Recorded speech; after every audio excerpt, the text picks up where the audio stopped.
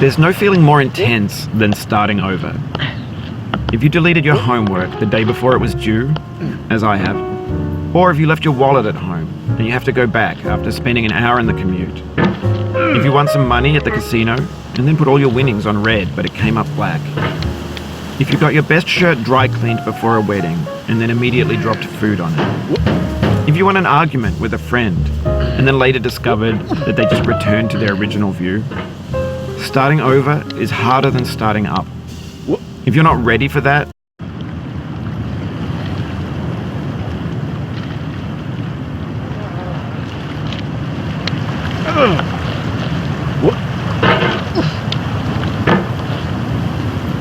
there's no feeling more intense than starting over. If you deleted your homework the day before it was due, as I have, or if you left your wallet at home and you have to go back after spending an hour in the commute. If you won some money at the casino and then put all your winnings on red but it came up black.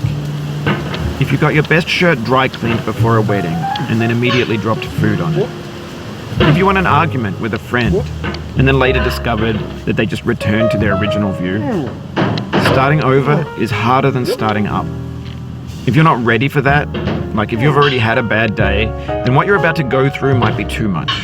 Feel free to go away and come back. I'll be here.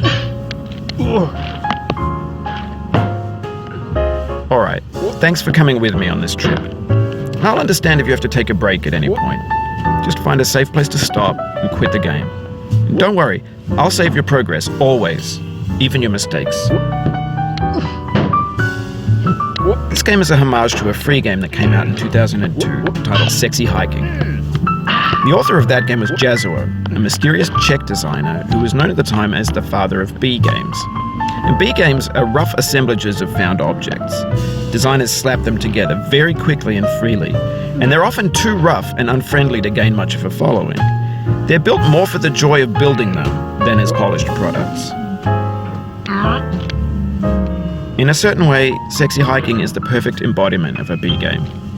It's built almost entirely out of found and recycled parts, and it's one of the most unusual and unfriendly games of its time.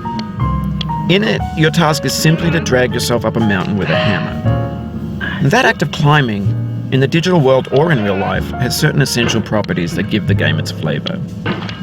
No amount of forward progress is guaranteed.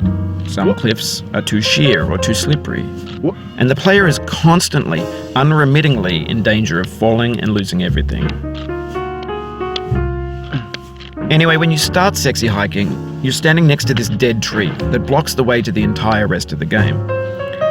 It might take you an hour to get over that tree, and a lot of people never got past it. You prod and you poke at it, exploring the limits of your reach and your strength, trying to find a way up and over.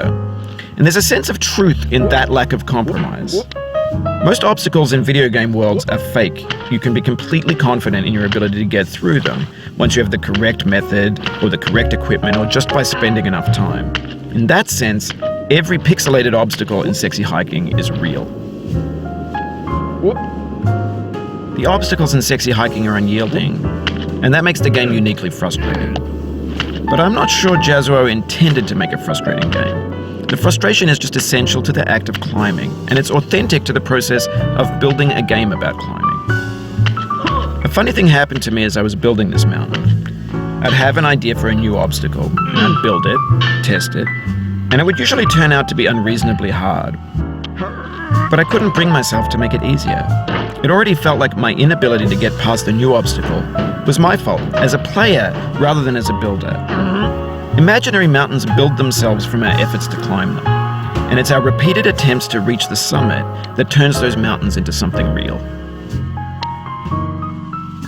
When you're building a video game world, you're building with ideas, and that can be like working with quickset cement. You mold your ideas into a certain shape that can be played with, and in the process of playing with them, they begin to harden and set until they're immutable, like rock. And at that point, you can't change the world. Not without breaking it into pieces and starting fresh with new ideas. For years now, people have been predicting that games would soon be made out of prefabricated objects, bought in a store and assembled into a world. And for the most part, that hasn't happened, because the objects in the stores are trash.